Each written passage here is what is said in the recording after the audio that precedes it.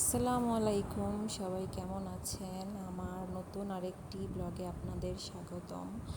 আজকে আমি মাটির হাঁড়ি বের করেছি, কারণ আজকে আমি মাটির হাঁড়িতে রান্না করব। তো ওই মাটির হাঁড়িটা আমি ময়মনসিংহে এবার মেলা থেকে কিনেছিলাম খুব শখ করে। হাঁড়িটা আমার খুব ভালো লেগেছিল, কারণ আমি এখানে বিরিয়ানি রান্না করে খাবো।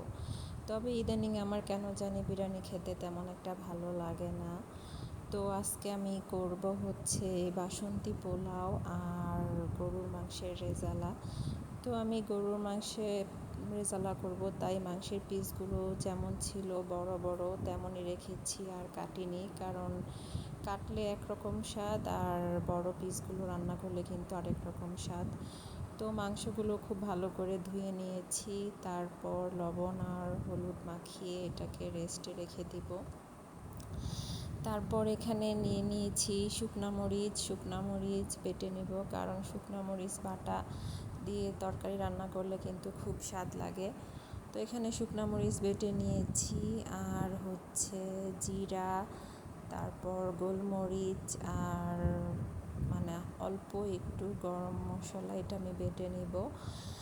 কারণ বাটা মশলায় রান্না করলে কিন্তু স্বাদ, সেটা তো আমরা সবাই জানি। আর বেশ খানিকটা পেঁয়াজ কুচি করে নিয়েছি, আর আদা রসুন বাটার সাথে শুকনো মরিচটা বেটে নিয়েছি। তো এখানে একটা পাতিল বসিয়ে দিয়েছি, পাতিলটা খুব ভালো করে গরম করে তারপর এখানে অল্প জিরা, শুকনো মরিচ আর তেজপাতা দিয়েছি।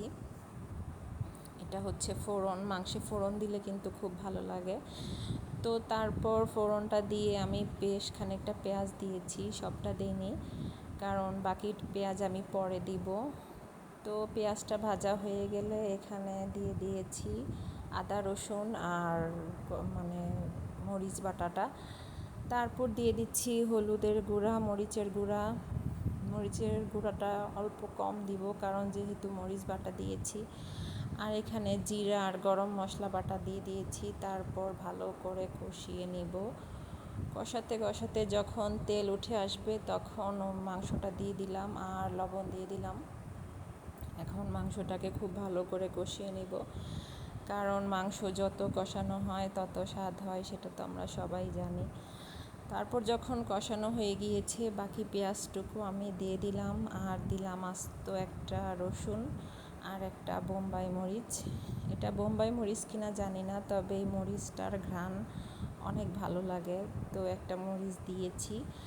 আর দিয়ে দিলাম আরও বেশ খানিকটা জিরা বাটা, গরম মশলা বাটা।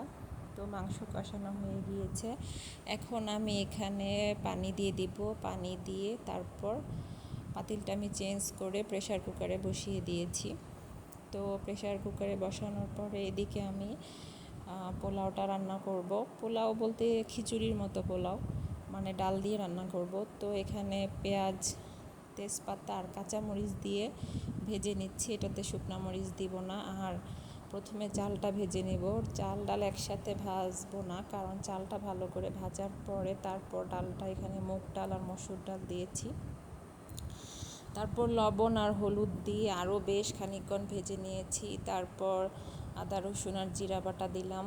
তো এখন আরও ভালো করে ভাজবো, যত ভাজবো মানে খিচুড়ি বা পোলাওটা তত ঝরঝরে হবে। তো ভাজা শেষ, এখন গরম পানি দিয়ে তারপর ঢেকে দিব। তো এই তো আবার বোম্বাই মরিচ দিয়ে দিলাম। তো মরিচ দিয়ে দেওয়ার পর এখন ঢেকে দিব। এখন খিচুড়ি আর মাংস একসাথে হচ্ছে। তো তারপর আমি এই তো মাটির হাঁড়িতে সেগুলোকে আবার ঢেলে দিয়েছি। আসলে হাঁড়িতে রান্না করতে চেয়েছিলাম, পরে আর রান্না করিনি, কারণ হাঁড়িগুলো যদি ভেঙে যায়, মানে হাঁড়িতে কখনো রান্না করিনি, তাই শেষ পর্যন্ত আর রান্না করলাম না। তবে পরিবেশনটা হাঁড়িতেই করেছি, দেখতে সুন্দর লাগছে। বিশেষ করে এই পোলাওয়ের পাতিলটা বেশি সুন্দর। তো এখন আমি বেড়ে নিচ্ছি। এই তো দেখেন খিচুড়িটা কত ঝরঝরে হয়েছে, আর মাংসের গ্রেভিটা কতটা ঘন, মাংসের পিসগুলো কিন্তু বেশ সুন্দর, অনেক স্বাদ হয়েছিল।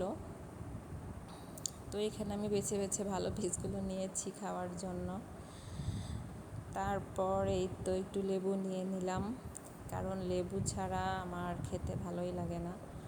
তো এই তো এখন আমি লেবু চিপে নিয়ে এখন বেশ আয়েশ করে খেয়ে নিব। সবাই ভালো থাকবেন।